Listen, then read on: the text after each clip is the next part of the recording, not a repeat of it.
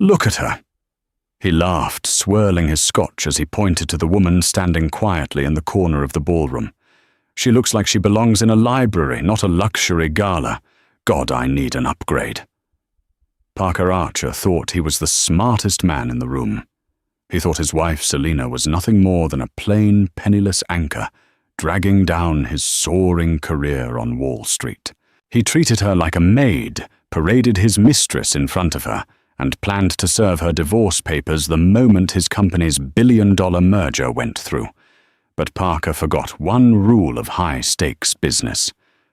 Always do your due diligence. Because when the flashbulbs exploded, they weren't for him. And when the headline on the New York Chronicle dropped the next morning, it didn't announce his promotion. It read, "The Lost Billionaire, Selina Kensington Found." This is the story of a man who dug his own grave with arrogance and the woman who bought the cemetery. The rain in Chicago didn't wash the city clean, it just made the grit slicker. From the 42nd floor of the Legacy Tower on Wabash Avenue, the city looked like a circuit board of gold and grey, buzzing with money. Parker Archer adjusted his cuffs. They were custom-made, monogrammed with PA in silver thread. He checked his reflection in the floor-to-ceiling glass. At 34, Parker was the youngest director at Sterling & Finch, a fictional competitor to the likes of Goldman Sachs. He was handsome in a predatory way, sharp jaw eyes that calculated the cost of everything they touched, and a smile that didn't reach his eyes. "Selina." He barked, not turning away from the window. "Where are my keys? The Audi keys. I'm already late for the partners' dinner at Alinea." Selina emerged from the kitchen. She was a small woman, drowning in a beige cardigan that had seen better days. Her hair was pulled back in a severe, messy bun, held together by a plastic clip. She wore no makeup, and her glasses were thick-rimmed and practical. To the outside world, she was the definition of plain. "They're on the console, Parker," she said, her voice soft, barely a murmur above the hum of the refrigerator. "Right next to your phone." Parker snatched the keys, sneering as he looked her up and down. "Are you planning on wearing that for the rest of the night?" "I'm not going out," Selina replied, picking up a stray lint roller to clean the shoulder of his suit jacket. He swatted her hand away. "Obviously," he scoffed. "But even if you're staying in, you look like a librarian who got fired for being too boring. Do you know who I'm meeting tonight? Charles Whitmore." The Charles Whitmore. His wife is a former pageant queen. She runs 3 charities and looks like a movie star. And I come home to this. He gestured vaguely at her entire existence. Selina didn't flinch. She was used to this. For 3 years since they had met in a coffee shop near the university library, Parker had slowly chipped away at her. Back then he had been charming, seemingly interested in her quiet intellect. But as his career skyrocketed, his patience for her plummeted. He needed a prop, a glossy accessory to hang on his arm at galas. Selina was just furniture. "I made dinner," she said, pivoting the subject. "Pot roast. It's in the I'm eating at a 3-star Michelin restaurant, Selina." Parker laughed a cruel, dry sound. "Throw that slop out, or eat it yourself. God knows you don't watch your figure." He checked his Rolex, a Submariner he'd bought with his last bonus. "Don't wait up, and for God's sake don't call me. If Whitmore sees wife pop up on my phone, he'll ask about you. And I don't have the energy to lie about why you're never at these events." He stormed out, the heavy oak door slamming shut with a finality that shook the frames on the wall. Selina stood in the silence of the multi-million-dollar apartment, an apartment Parker constantly reminded her he paid for. She walked to the window and watched the tiny red taillights of his Audi R8 merge into traffic. She didn't cry. She hadn't cried over Parker Archer in a long time. Instead, she walked to the kitchen, but she didn't touch the pot roast. She reached into the back of the pantry behind the dusty cans of soup and pulled out a sleek burner phone. It was an encrypted BlackBerry, a model not sold in stores. It was blinking red. One message. She pressed a button. The voice on the other end was gruff, British, and deferential. "Miss Kensington, the board is growing impatient. The acquisition of Sterling and Finch is entering the final stage. We need your signature on the chaotic trust documents by Friday if we are to proceed with the hostile takeover. Shall I send the jet?" Selina brought the phone to her ear. Her posture changed. The slump vanished. Her chin lifted, and her eyes behind the thick glasses were cold and sharp as cut diamonds. "No jet, Arthur," she said, her voice dropping an octave, losing the timid wobble she used with Parker. "Not yet.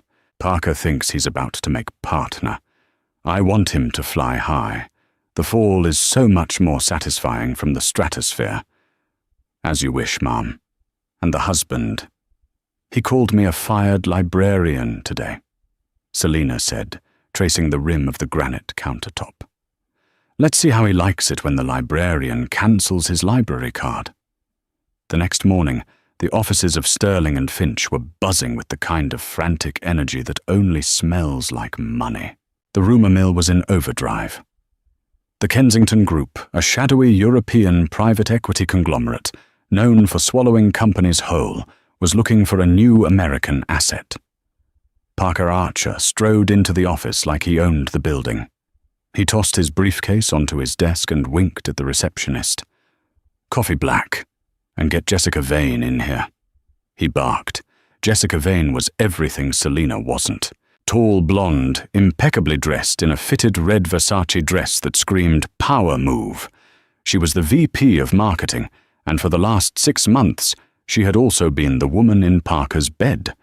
She sauntered into his glass-walled office, closing the door and frosting the glass with the touch of a button. "You look tense, darling," Jessica purred, sitting on the edge of his desk, crossing her long legs. "Trouble in Paradise, did the mouse squeak too loud?" Parker groaned, loosening his tie. "Selina is impossible. She's a void, Jess. A black hole of charisma. I sat with Charles Whitmore last night, and he was bragging about his wife's foundation, raising $2 million for cancer research. I had to invent a migraine for Selina just to explain why she wasn't there." Jessica laughed, leaning forward to straighten his collar. "Well, you won't have to pretend much longer. Once the Kensington deal goes through, you'll be a senior partner with a 7-figure buy-in. You can divorce the mouse, give her the condo in the suburbs, and we can finally be the power couple on the cover of Fortune." "God, I can't wait," Parker muttered. "She's just so plain. It's embarrassing. I took her to a company picnic last month, and she spent the whole time talking to the janitorial staff about their union benefits. Who does that? Someone with a peasant mentality," Jessica sneered. "Forget her. Focus on the gala. The Golden Horizon Gala is in 2 weeks. It's the biggest event of the year. The CEO of the Kensington Group is rumored to be making an appearance to announce the acquisition target." Parker's eyes lit up. "If I can land FaceTime with the Kensington CEO, I'm made. I'll bypass Whitmore. I'll run this place." "Exactly," Jessica smiled. "And you can't take Selina to that. You need someone who speaks the language of billions, someone who shines." "I'm taking you," Parker said decisively. "I'll tell Selina it's a partners-only work retreat. She's too stupid to check." Later that evening, back at the penthouse, the atmosphere was suffocating. Parker sat on the leather sofa, watching Bloomberg on the massive flat screen. Selina was dusting the bookshelves. "Parker," she asked tentatively. "What?" He didn't look up. "I found a receipt in your jacket pocket, from Tiffany and Company." Parker froze for a microsecond, then relaxed. He turned to her, his face a mask of condescension. "And it's for a diamond tennis bracelet. $5,000. Selina held up the slip of paper. "Is this for me?"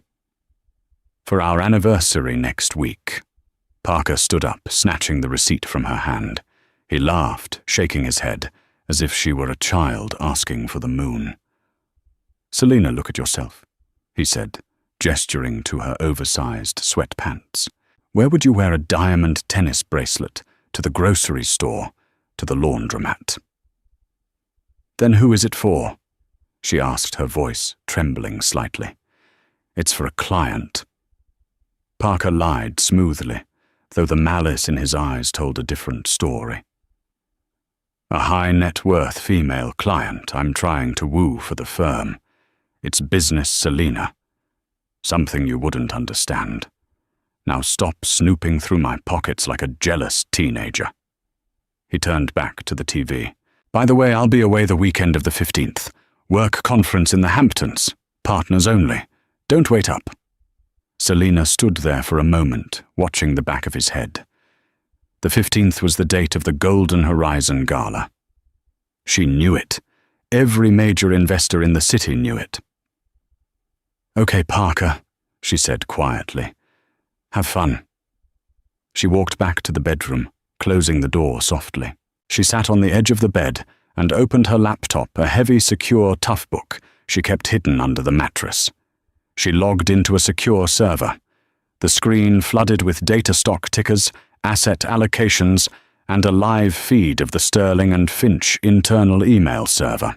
She had access to everything. She opened an email drafted by Parker to Jessica Vane. Subject: the weekend. "Body can't wait to see you in that gold dress. I bought the bracelet.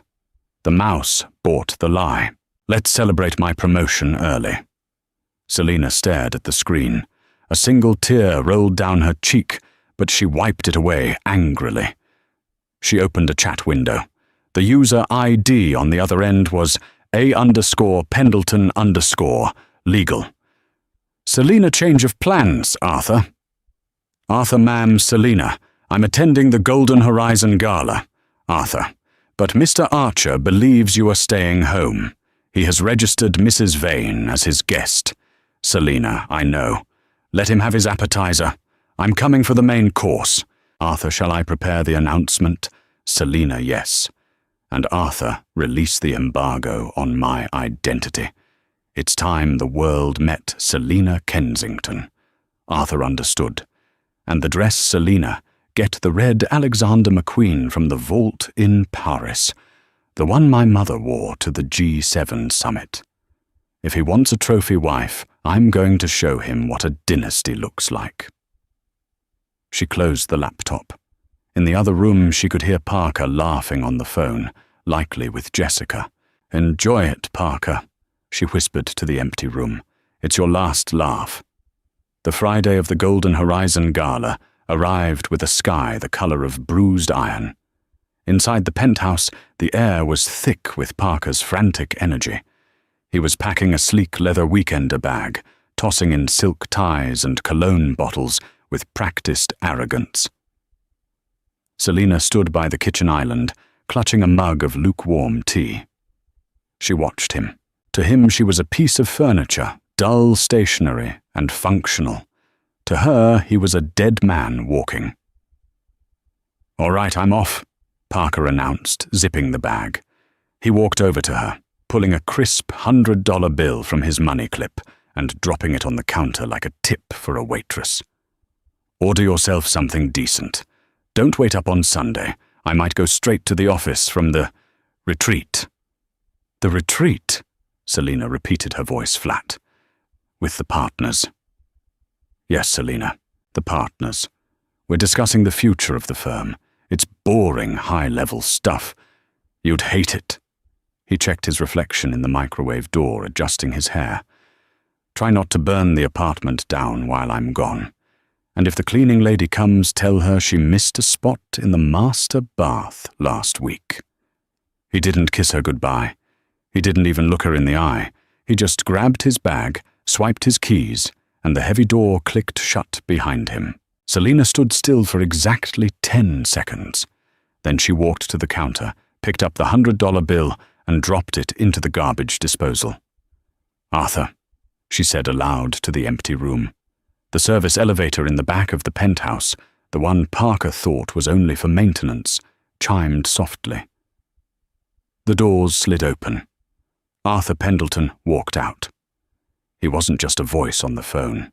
He was a 60-year-old man in an impeccably tailored suit carrying a titanium briefcase.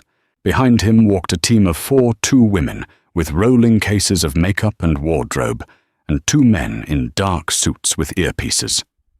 "The team is ready, Ms. Kensington," Arthur said, bowing his head slightly. "Mr. Archer has just exited the garage. He is en route to pick up Miss Vane." Selina unclipped the plastic claw from her hair, letting the brown waves fall around her shoulders. She took off her glasses and tossed them onto the sofa. "Burn the cardigan, Arthur," she said, her voice turning into steel, "and get me a drink, something stiff. I have a husband to destroy." For the next 4 hours, the penthouse transformed into a war room of beauty and power. The plain Jane facade was scrubbed away. The mousy brown hair was treated blown out and styled into cascading waves that caught the light like spun mahogany. The makeup artist contoured Selina's face, highlighting the high cheekbones and sharp jawline that she had hidden behind oversized frames for years. When she finally stepped into the dress, the vintage red Alexander McQueen structured like armor, yet flowing like blood. She didn't look like Selina Archer, the housewife. She looked like Selina Kensington, the heiress to a $40 billion empire. Arthur opened the titanium briefcase. Inside sat the Kensington Star, a diamond and ruby necklace that had once belonged to a Russian Tsarina. It was heavy cold and worth more than the entire building they were standing in. Arthur clasped it around her neck. "The press is expecting the CEO of the Kensington Group to be an old man, ma'am. A reclusive European tycoon." Selina looked in the mirror. The woman staring back was terrifyingly beautiful. "Let them think what they want. By midnight they'll know the truth. Is the convoy ready?" 3 armored Cadillac Escalades and a police escort are waiting at the service entrance. We've bought out the entire VIP floor of the Ritz-Carlton for your staging area before the gala. Selina picked up her clutch, a Judith Leiber crystal bag. "And Parker. He and Ms. Vane have just arrived at the venue. He is reportedly bragging to the bartender about his upcoming promotion." Selina smiled, but it was a smile that promised violence. "Let's go." The Golden Horizon Gala was held at the Metropolitan Museum of Art, transformed for one night into a playground for the 0.01%. The Temple of Denda was bathed in amber light, and the air smelled of expensive perfume orchids and desperation. Parker Archer felt like a king. He had Jessica Vane on his arm, and she looked stunning in a shimmering gold gown that clung to every curve. They moved through the crowd, clinking champagne flutes with hedge fund managers and senators. "You see that?" Parker whispered to Jessica, nodding toward a table of Japanese investors. "They're terrified. They know Sterling and Finch is about to become a superpower once the Kensington deal closes." Jessica giggled, leaning into him. "You're so bad. Have you spotted the Kensington CEO yet?" "Not yet." Parker scanned the room. "Rumor is he's eccentric, probably some old guy in a wheelchair watching from the balcony. Doesn't matter. Once I get 5 minutes with him, I'll charm the checkbook right out of his pocket. I've got the pitch of a lifetime ready." "And Selina?" Jessica asked, smirking. "What do you think she's doing right now?" Parker laughed, taking a sip of his Dom Perignon. "Probably eating leftovers and watching a soap opera. God, it's depressing just thinking about it. Let's not ruin the night." Suddenly the ambient chatter of the room changed. It didn't stop. It shifted.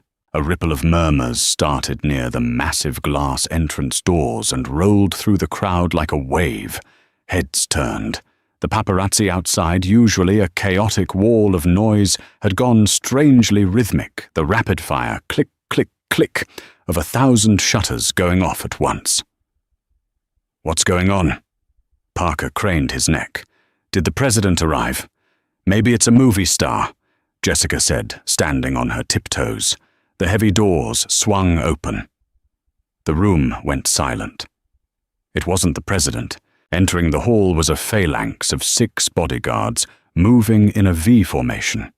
They were massive, stone-faced, and cleared a path with efficient brutality. In the center of the V walked a woman. She was a vision of red fire in a sea of black tuxedos. The Alexander McQueen dress trailed behind her like a royal train. Her skin glowed under the museum lights. But it was the jewelry that made the breath catch in everyone's throat. The rubies around her neck were the size of pigeon eggs. "Who is that?" Jessica whispered, her voice laced with sudden jealousy. "That necklace. Parker, that's not costume jewelry. That's royal treasury grade." Parker squinted. The woman was 50 feet away, walking with a stride that commanded the room. She held her head high, her eyes scanning the crowd with an air of absolute boredom. There was something familiar about the walk, something about the tilt of the chin. "I don't know," Parker muttered. "Some European royalty, maybe, or a supermodel." The woman stopped at the top of the stairs leading down to the main floor. A swarm of photographers was being held back by security ropes, screaming questions. "Miss Kensington, over here. Selina. Is it true you're buying Sterling and Finch?" "Miss Kensington, look this way." Parker dropped his champagne flute. It shattered on the marble floor, splashing sparkling wine onto his patent leather shoes. But he didn't notice. He froze. His brain stuttered, trying to reconcile 2 impossible realities. Selina, no. It couldn't be. Selina was at home in sweatpants. Selina was the woman who clipped coupons. Selina was the woman he mocked for ordering the cheapest entree at dinner. This woman was a goddess. This woman radiated power that made the CEOs in the room look like middle managers. "Parker," Jessica hissed, tugging his arm. "Why are they calling her Kensington? Why does she look like... Isn't that..." The woman at the top of the stairs began to descend. She moved with a grace that Parker had never seen in his wife. As she got closer, the details resolved. The eyes, those same intelligent eyes he had ignored for years, were now framed by smoky makeup, piercing through him. The mouth he had refused to kiss was painted a deep crimson. She walked straight toward the center of the room, where the chairman of Parker's firm, old man, Sterling himself, was waiting with a look of terrified reverence. Parker stumbled forward, shoving past a waiter. He had to be seeing things. He had to be drunk. "Selina," he choked out. It was a whisper, lost in the noise. She didn't hear him, or rather, she ignored him. She stopped in front of Mr. Sterling. The room was dead silent now, hanging on every word. "Mr. Sterling," Selina said. Her voice was amplified by the acoustics of the hall, clear, bell-like, and utterly commanding. It was the voice she used to order Arthur, not the voice she used to ask Parker about his day. "I believe you have my acquisition papers ready." Mr. Sterling, a man who had terrified Parker for a decade, bowed. Actually bowed. "Mrs. Kensington, it is an honor. We didn't expect. We thought your father..." "My father retired 10 years ago." Selina said, her voice cool. "I have been running the Kensington Group since I was 22. I prefer to keep a low profile. Until now." She turned. Her gaze swept the room, panning over the sea of faces like a spotlight. Parker felt his heart hammer against his ribs. "Don't look at me," he prayed. "Please don't look at me." Her eyes locked onto him. She didn't smile. She didn't wave. She looked at him with the cold, scientific curiosity of a biologist examining a bug under a microscope. Then her eyes shifted to Jessica Vane, who was standing next to him, pale and trembling. Selina's gaze lingered on the cheap gold sequins of Jessica's dress, then flicked back to Parker. She raised one perfectly manicured eyebrow. The message was clear. It was louder than if she had screamed it. "I see you. And you are nothing." Then she turned back to Mr. Sterling. "Shall we discuss the restructuring? I plan to terminate the redundant management by Monday morning. I dislike..." Dead weight. The press went wild. Flashbulbs exploded like strobe lights. Parker stood there, the shattered glass crunching under his feet, as the realization hit him like a physical blow. The plain, boring wife he was planning to divorce was the secret billionaire he had been trying to impress, and he had just brought his mistress to meet her. "Oh my God," Jessica whispered, backing away from him. "You idiot, you absolute idiot. That's your wife." Parker couldn't speak. He could only watch as Selina took a glass of champagne from a passing waiter, toasted the room, and drank. She owned the room. She owned the night. And soon, she would own him. The silence that had fallen over the Temple of Dendor didn't last. It shattered into a cacophony of whispers that sounded like 1,000 snakes hissing at once. Every eye in the room was darting between Selina Kensington, the newly revealed titan of industry, and Parker Archer, the man standing in a puddle of cheap champagne and broken glass. Parker felt the blood drain from his face. His hands, usually so steady when signing million-dollar contracts, were shaking uncontrollably. He looked to his left for support for an ally for Jessica. But Jessica Vane was already moving. She was backing away from him, her eyes wide with a mixture of horror and calculation. She was a survivor, and she recognized a sinking ship when she saw one. "Jess!" Parker rasped, reaching out. "Don't!" Jessica hissed, her voice low and venomous. She swatted his hand away as if he were contagious. "Don't touch me! Don't look at me! If she sees us together again, I'm finished." "You are with me," Parker pleaded, panic rising in his chest. "We're a team. You said..."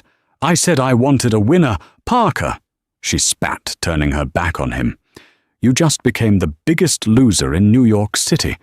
You didn't just cheat on your wife, you cheated on the owner of the company." With a swirl of gold sequins, she vanished into the crowd, leaving Parker alone on the island of his own humiliation. He swallowed hard, trying to regain his composure. Parker, he told himself. She's still Selina. She's the woman who darns your socks. She's the woman who waits up for you. She loves you. This is just a misunderstanding. A test. You can fix this. He straightened his tie, stepped over the broken glass, and began to march toward the VIP cordon, where Selina was holding court with Mr. Sterling and 2 U.S. senators. He approached the velvet rope with the entitlement of a man who had never been told no. "Excuse me," Parker said to the massive security guard blocking the path. "I need to get through. That's my wife." The guard, a man with a neck as thick as a tree trunk, didn't blink. He looked down at a tablet in his hand, then back at Parker. "I know who you are, Mr. Archer," the guard said, his voice flat. "Ms. Kensington has given strict instructions. No unauthorized personnel." "Unauthorized?" Parker laughed, a high-pitched, hysterical sound. "I'm her husband. I'm not personnel." "Current status is pending," the guard said. "Please step back, or I will escort you out." Parker's face flushed red. People were watching. He could see the smirks on the faces of his rival associates. He couldn't let this happen. He needed to assert dominance. "Selina!" he shouted over the guard's shoulder. Selina, we need to talk now." 50 feet away, Selina stopped mid-sentence. She handed her empty champagne flute to a passing waiter and turned slowly. She looked at the guard and gave a barely perceptible nod. The guard stepped aside. Parker exhaled a smug grin creeping back onto his face. "See," he thought. "She still answers to me." He strode past the guard, smoothing his jacket. When he reached the circle of power players, he tried to slide his arm around Selina's waist, claiming her. "Darling," he said, his voice dripping with forced charm. "What an entrance you really had me going there. A billionaire heiress. Why the secrecy? You know I would have loved you either way." He waited for her to melt. He waited for the shy, submissive Selina to apologize for the scene. Instead, Selina took a half-step back, leaving his arm hovering awkwardly in empty air. She looked at him not with anger, but with the polite confusion one might show a stranger who had stumbled into a private conversation. "Mr. Archer," she said. "Not Parker, not Honey. Mr. Archer. Selina, come on." Parker chuckled nervously, glancing at Mr. Sterling, who was staring at Parker with open disgust. "Don't be like that. We have so much to celebrate. The merger, we're going to be rich, baby. Finally, we can get that house in the Hamptons I've been talking about." Selina tilted her head. "We? Yes, we, you and me. Husband and wife?" Selina turned to Arthur, who had silently appeared at her elbow. "Arthur, did Mr. Archer sign the prenuptial agreement 3 years ago?" "He did, ma'am," Arthur replied, his voice projecting clearly for the senators to hear. "He insisted on it. He stated, and I quote from the transcript, 'I don't want her coming after my bonuses when she realizes she's out of her league.'" A ripple of uncomfortable laughter went through the group. Parker's smile faltered. That was just legal boilerplate, Selina," Parker stammered. "I was protecting us." "You were protecting your $30,000 bonus," Selina corrected calmly, "while I was protecting a $40 billion trust fund. And since you insisted on keeping our assets separate, Mr. Archer, there is no we. There is my money, and there is your debt." Parker felt the trap snap shut. "Selina, please, let's go home. We can talk about this in private. You're embarrassing me." "Am I?" Selina asked. Her eyes suddenly hardened, the temperature in the circle dropping 10 degrees. "You told me yesterday I looked like a fired librarian. You told me I was plain. You told me I was an anchor dragging you down." She stepped closer, her heels clicking on the marble. She was taller than him in the heels, or maybe she just stood taller now. "I didn't hide my money to trick you, Parker," she said softly, so only he and the immediate circle could hear. "I hid it because my father, the late Lord Kensington, had a clause in his will. I was to marry for love, not for status. I had to find a man who wanted Selina, not the Kensington fortune. I gave you 3 years, 3 years to show me 1 ounce of kindness, 1 ounce of respect." She reached out and adjusted his crooked tie, her touch clinical. "You failed the test, Parker. Spectacularly." "I can change," Parker blurted out, sweat beading on his forehead. "Selina, I swear, I've been under pressure. I love you. Give me a chance to show you." "You had your chance tonight," she interrupted. "You brought your mistress to my acquisition gala. You bought her a bracelet with our joint account money. Oh yes, I saw the bank alert. And you plan to serve me divorce papers next week." Parker froze. "How did you—" "I own the law firm you hired," Selina said simply. The color drained from Parker's face completely. "Now," Selina said, turning back to Mr. Sterling. "I believe we were discussing the restructuring of the senior director positions. I recall seeing a name on the terminate list. Archer, was it? Mr. Sterling cleared his throat, pulling a red pen from his pocket. I believe you are correct, Ms. Kensington. We can process that immediately. Parker looked from Selina to his boss. You can't fire me. I'm the top earner I brought in the Whitmore account. Actually, Selina said, taking a sip of fresh champagne Arthur had placed in her hand. Charles Whitmore is my godfather. He only signed with you because I asked him to give my husband a leg up. He called me this morning. He's pulling his funds. He doesn't like how you treat your wife. She waved her hand dismissively, the gesture of a queen banishing a peasant. Security, she said. The massive guard from the rope line stepped forward. Please escort Mr. Archer out, Selina commanded. He's disrupting the gala, and make sure he doesn't take any company property. I want his badge and his phone. Selina. Wait, Selina. Parker screamed as the guard grabbed him by the elbow. You can't do this to me. I made you. You were nothing without me. Selina didn't even turn around. She just watched the light play off the diamonds on her wrist. I was never nothing. Parker, she whispered to the air as he was dragged away, kicking and shouting toward the exit. I was just quiet, and you never learned the difference. As the door slammed shut on Parker's screaming figure, the ballroom erupted into applause. It wasn't polite applause. It was the thunderous ovation of a crowd that had just witnessed a public execution. Selina took a deep breath. She looked at Arthur. Step 1 is complete, she said. And step 2, ma'am?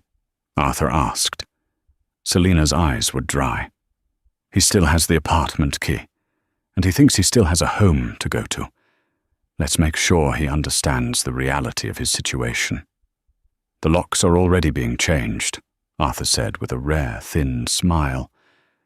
And I took the liberty of packing his belongings. Good, Selina said. Where did you put them? On the curb, Miss Kensington. It is raining after all. The heavy bronze doors of the Metropolitan Museum of Art didn't open for Parker Archer this time. They ejected him. The security team, efficient and merciless, marched him down the limestone steps. They didn't drag him, which would have been undignified for the museum, but they used a firm escorting grip that made it clear, you are trash, and we are taking you out. Gentlemen, please, Parker hissed, trying to shrug off their hands as they reached the sidewalk. I can walk. Get your hands off my suit. Do you know how much this costs? You're off the property. Mr. Archer, the head guard said, releasing him with a shove that sent Parker stumbling onto the wet pavement of Fifth Avenue. Don't come back. The skies had opened up. It wasn't just raining. It was a deluge, a freezing New York downpour that smelled of exhaust and misery. Within seconds, Parker's Italian silk suit was soaked. His hair, styled to perfection an hour ago, was plastered to his skull. But the rain was the least of his problems. The paparazzi who had been waiting for the stars to leave smelled blood. They didn't know the full story yet, but they knew a disaster when they saw one. A man in a tuxedo being thrown out of the Golden Horizon Gala was prime meat. Flash, flash, flash. Hey, over here, did you get too drunk? Who's the girl inside? Is it true she's the Kensington heiress? Look at him. It's the husband, the one she dumped. Parker shielded his face with his hand, blinded by the strobes. Get away from me. He screamed, his voice cracking. No comment. I said no comment. He patted his pockets frantically. His wallet. He had his wallet. But his phone. Selina had taken his work phone. He pulled out his personal device, a cracked iPhone he rarely used because the company phone was newer. 12% battery. He dialed Jessica. Ring. Ring. Ring. Pick up, you witch, he muttered, pacing in a circle, water squelching in his patent leather shoes. The call went to voicemail. He dialed again. And again. Finally, a text message popped up on the screen. From Jessica V. Don't call me. Security at the firm just remote wiped my laptop. I'm being escorted out of the building tomorrow morning. You are radioactive, Parker. I'm deleting this number. Good luck with the poverty. Radioactive. Parker screamed at the phone. I made you. He looked around. The black SUVs and limousines were lined up, waiting for the billionaires inside. None of them were for him. He tried to flag a taxi, but in the rain on Fifth Avenue during a gala, it was impossible. He had to walk. He walked 6 blocks before he found a cab that would stop for a soaking wet man who looked like he had just lost a fistfight with reality. Legacy Tower. Parker shivered, sliding into the back seat. And step on it. The ride was a blur of neon lights and panic. Parker's mind was racing, trying to construct a narrative where he survived this. Okay, he thought, his teeth chattering. Selina is mad. She's making a point, but she can't just throw me away. We're married. New York is an equitable distribution state. I'm entitled to half. Even if she has a prenup, a good lawyer can poke holes in it. I was under duress. I didn't know she was a billionaire. That's fraud. Yes. He would sue her. He would sue her for emotional distress. He would take her for everything she had hidden. He would be the victim. The taxi pulled up to the Legacy Tower. Parker threw a wet $20 bill at the driver and scrambled out. He rushed toward the gold revolving doors, ready to get into a hot shower, pour a scotch, and start planning his legal defense. He pushed the door. It didn't move. He pushed again. Locked. He knocked on the glass. Inside, the night doorman, a man named Henry, who Parker had walked past for 4 years without ever learning his last name, was standing at the podium. "Henry!" Parker shouted through the glass. "Open up, it's stuck." Henry looked up. He adjusted his cap. He didn't move toward the door. He picked up a clipboard, checked something, and then shook his head. Parker couldn't believe it. He pounded on the glass with his fist. "Henry, open the damn door. I live here, I'm on the deed." Henry walked slowly to the door. He didn't open it. He just leaned close to the glass and spoke through the intercom system. "Mr. Archer." Henry's voice crackled through the speaker. "I have been instructed to inform you that you are no longer a resident of the penthouse." "That's illegal!" Parker screamed, attracting the attention of a couple walking their dog. "You can't kick me out. It's my home. I pay your Christmas bonus." "Actually, Ms. Kensington pays the bonuses, sir," Henry said, his face impassive. "And the deed to the unit is held by a shell company, Blue Heron Holdings, which is wholly owned by the Kensington Trust. You were listed as a guest occupant. That status has been revoked." "Guest?" Parker gagged. "I'm her husband." "Not for long, from what I hear on the news," Henry said. He pointed a gloved finger toward the side of the building, near the service entrance. "Your personal effects have been relocated." "Relocated." "To the curb, sir. Have a good night." Henry turned off the intercom and walked away. Parker stood there, the rain running down his back, staring at the lobby he was banned from. The warm, golden light of the chandelier inside mocked him. He ran to the side of the building. There, under the harsh glare of a street lamp, sat a pile of cardboard boxes. They were already soggy, the structural integrity failing under the relentless downpour. Parker fell to his knees. He ripped open the top box. It was his clothes, but not the suits, not the tuxedos. It was his old college hoodies, his frayed jeans, the t-shirts with holes in them, the cheap sneakers he used to wear before he met Selina. He tore open another box. It was filled with his accomplishments, his high school debate trophy, a framed photo of himself shaking hands with a minor celebrity, his collection of motivational business books, The Art of the Deal Rich Dad. Poor Dad, now swollen with water, the pages turning to pulp. "Where is it?" He frantically dug through the wet cardboard. Where are the watches? Where is the Rolex? Where are the cufflinks? He found a small envelope taped to the inside of a box. It was sealed in plastic to protect it from the rain. He ripped it open. Inside was a single sheet of paper, typed on heavy cream-colored stationery. Parker, you always said you wanted to be a self-made man. I'm giving you the opportunity. The clothes in these boxes are the ones you brought into this marriage, the items you are looking for. The Rolex, the bespoke suits. The Italian leather were purchased with funds from the joint account. Since that account was funded entirely by my allowance, those items are considered Kensington property. I have sold them. The proceeds, approximately $42,000, have been donated to the Librarians Benevolent Fund in your name. You mentioned I looked like a fired librarian. I thought it was only fair to support the cause. P.S. I cancelled your credit cards. You were an authorized user, not the account holder. I hope you have cash. Goodbye. Selina Parker dropped the letter into a puddle. He sat on the wet pavement, surrounded by the sodden debris of his life. He reached for his phone again. 4% battery. He opened his banking app. Face ID recognized. The wheel spun. Account balance. Checking $12.42. Savings $0. He stared at the numbers. He had been making a mid-six-figure salary. Where did it go? Then he remembered.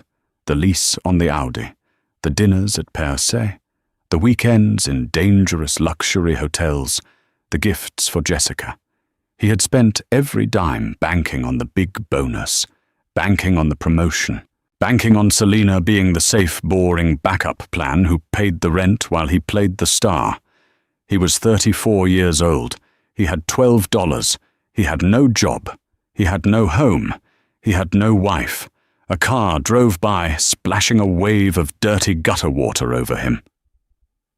Parker didn't move. He just sat there, hugging a wet box of old college textbooks, and let out a sound that wasn't quite a laugh and wasn't quite a sob. She kept the receipts, he whispered to the rain. She kept every single receipt. The vibration of his phone startled him. 2% battery. A notification from LinkedIn. Job alert, junior analyst position, available at Kensington Global. Entry level. Salary $45,000. It was the algorithm mocking him.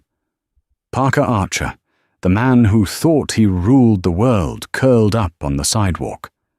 Above him, the Legacy Tower pierced the sky, unshakable and warm. Somewhere on the 42nd floor in the master bedroom, he used to think he owned, the lights went out. Selina was sleeping. Parker was awake. And for the first time in his life, he saw things clearly. 6 months had passed since the night of the Golden Horizon Gala. New York City moved on quickly.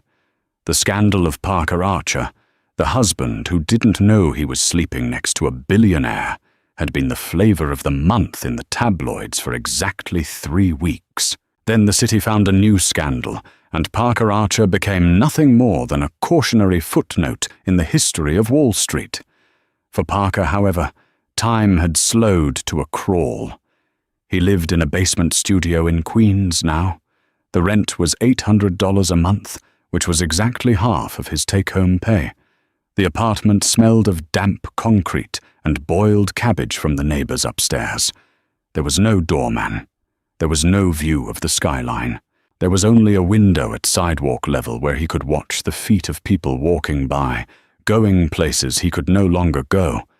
He had tried to get back into finance. He had sent out 300 resumes. He had called in every favor.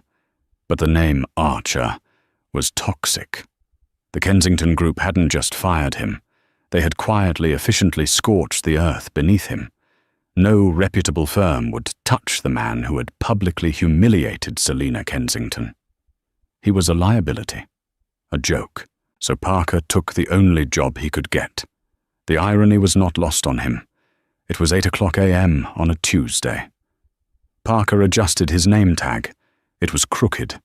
He smoothed down his green polyester vest, sighing as he looked around the sales floor of Page and Turner, a mid-range chain bookstore in downtown Manhattan. Archer Tour, the shift manager, a 22-year-old college dropout named Kyle, shouted from the back office, "You missed a spot in the fantasy section. The shelves are dusty. Hop to it." "I'm on it, Kyle," Parker muttered, swallowing his pride. "And smile, man," Kyle added, leaning out the door. "Customers don't like a sour puss.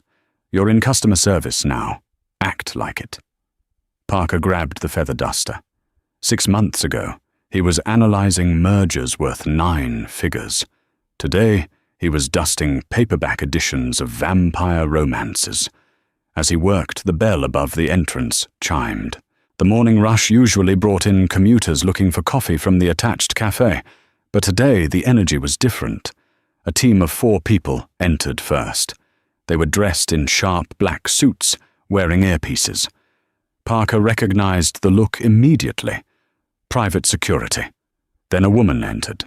She was wearing a cream-colored cashmere coat, oversized sunglasses, and a silk scarf. She didn't look like a celebrity trying to hide. She looked like a woman who owned the pavement she walked on. Parker froze behind a stack of bestsellers. It was Selena. He hadn't seen her since the gala. He had tried to call, but his number was blocked. He had tried to send letters, but they were returned unopened by a law firm. She was walking toward the business and economics section. His section. Parker's heart hammered against his ribs. Panic and hope warred in his chest. "Does she know I'm here?" he wondered. "Is she checking on me? Maybe she misses me. Maybe she's realized that the billionaire life is lonely, and she wants her husband back." He watched as she stopped in front of the display table. On it was the new issue of Forbes. Her face was on the cover. The headline read, "The Quiet Titan, How Selena Kensington Redefined Power." Selena picked up a copy of the magazine. She flipped through it, a small, amused smile playing on her lips. Parker couldn't help himself. He stepped out from behind the shelf. "Selena," he said. His voice was rusty, cracked. Selena stopped turning the page. She didn't jump. She didn't gasp. She slowly lowered the magazine and turned her head. She took off her sunglasses. Her eyes were clear, bright, and utterly peaceful. She looked 5 years younger than the woman he used to berate in their penthouse kitchen. She looked at him. She took in the green polyester vest, the name tag, the feather duster, the dark circles under his eyes, the cheap haircut. "Hello, Parker," she said. Her voice was polite the way one speaks to a distant acquaintance. I work here now," Parker stammered, gesturing vaguely to the books. "I can see that," she replied. "It's temporary." He lied quickly, straightening his spine. "I'm consulting on the side. Just keeping busy until the market turns." "Of course," Selena said. She didn't believe him, but she didn't care enough to argue. "Selena, Parker took a step forward. The security guard behind her tensed, stepping closer. Selena held up a hand to stop the guard. "I've been doing a lot of thinking. About us. About how I treated you." "That's good, Parker," she said. "Introspection is valuable." "I miss you," he blurted out. "Not the money, I swear. I miss you. The pot roast. The quiet nights. I didn't know what I had." Selena looked at him for a long moment. There was no anger in her eyes anymore. That was the worst part. Anger implies passion. Anger implies attachment. There was only pity. "You don't miss me, Parker," she said softly. "You miss having someone to look down on. You miss having a mirror that makes you look big by comparison. But I broke the mirror." She reached into her purse, a Birkin bag that cost more than Parker's yearly salary at the bookstore, and pulled out a $20 bill. "I'd like to buy this magazine," she said, holding it out to him. Parker stared at the money. "Selina, please, don't do this." "It's a transaction, Parker," she said firmly. "Ring it up." Trembling, Parker took the magazine and the cash. He walked to the register. His hands shook as he scanned the barcode. "Beep. That's $8.99, he whispered. She left the 20 on the counter. "Keep the change." "I can't take your charity," he gritted out. "It's not charity," Selina said, putting her sunglasses back on. "It's a tip for excellent customer service." She turned to leave. At the door, she paused, looking back at the man who had once held her life in his hands, the man who had mocked her plainness while spending her fortune. "You know, Parker," she said, her voice carrying across the quiet store. "You were right about one thing." Parker looked up, a glimmer of hope in his eyes. "What?" "I really do belong in a library." She smiled, gesturing to the books around him. "It's peaceful. You should try reading sometime. You might learn that the cover never tells the whole story." The bell chimed. The door closed. Parker stood alone at the counter. He looked down at the magazine. Selina's face stared back at him, bold and beautiful. He looked at the change on the counter, $11.01. "Archer," Kyle shouted from the back. "Stop daydreaming. The romance section isn't going to dust itself." Parker Archer, the man who wanted an upgrade, picked up the feather duster. He walked back to the shelves, fading into the background, a plain man in a plain vest disappearing into the silence he had once forced upon his wife. Parker Archer learned the hard way that when you treat your partner like an accessory, you might just find yourself out of fashion. He spent years searching for gold, never realizing he was holding a diamond the entire time until he threw it away. It's a brutal reminder. Never mistake silence for weakness, and never mistake modesty for poverty. The person you overlook today might be the one holding the keys to your future tomorrow. Parker thought he was the main character, but he forgot that even the main character can be written out of the script if they fail to be a decent human being. So here is the question. For you guys, do you think Selina was too harsh in the end, or did Parker get exactly what he deserved? I want to see your verdict in the comments below. Team Justice or Team Mercy? If you enjoyed this story of karma and redemption, please smash that like button. It really helps the channel grow. And don't forget to subscribe and hit the notification bell so you never miss a new story. Thanks for watching. And remember, be careful who you mock. You never know who they really are.